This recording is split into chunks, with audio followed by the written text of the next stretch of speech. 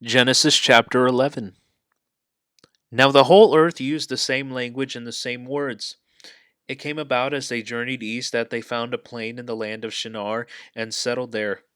They said to one another, "Come, let us make bricks and burn them thoroughly." And they used brick for stone, and they used tar for mortar. They said, "Come, let us build for ourselves a city, and a tower whose top will reach into heaven, and let us make for ourselves a name. Otherwise we will be scattered abroad over the face of the whole earth." The Lord came down to see the city and the tower which the sons of men had built. The Lord said, "Behold, they are one people, and they all have the same language. And this is what they began to do. And now nothing which they purpose to do will be impossible for them. Come, let us go down and there confuse their language, so that they will not understand one another's speech." So the Lord scattered them abroad from there over the face of the whole earth, and they stopped building the city.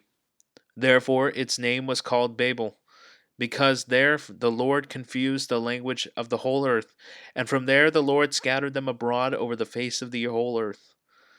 These are the records of the generations of Shem. Shem was 100 years old and became the father of Arpachshad 2 years after the flood, and Shem lived 500 years after he became the father of Arpachshad, and he had the other sons and daughters. Arpachshad lived 35 years and became the father of Shelah, and Arpachshad lived 403 years after he became the father of Shelah, and he had other sons and daughters. Shelah lived 30 years and became the father of Eber, and Shelah lived 403 years after he became the father of Eber, and he had other sons and daughters. Eber lived 34 years and became the father of Peleg, and Eber lived 430 years after he became the father of Peleg, and he had other sons and daughters. Peleg lived 30 years and became the father of Reu. And Peleg lived 209 years after he became the father of Reu, and he had other sons and daughters. Reu lived 32 years and became the father of Serug, and Reu lived 207 years after he became the father of Serug, and he had other sons and daughters.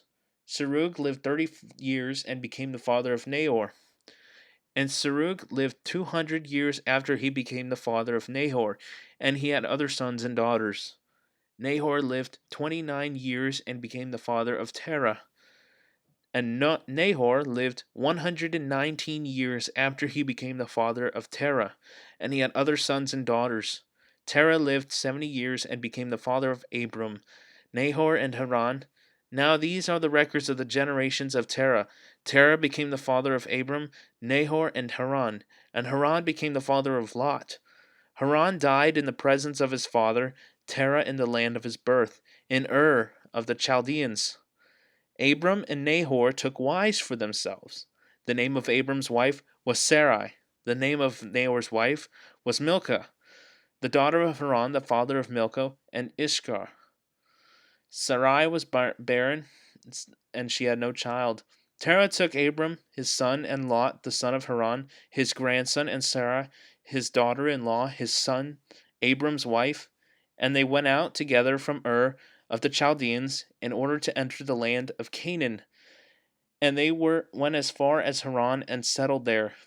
The days of Terah were 205 years, and Terah died in Haran.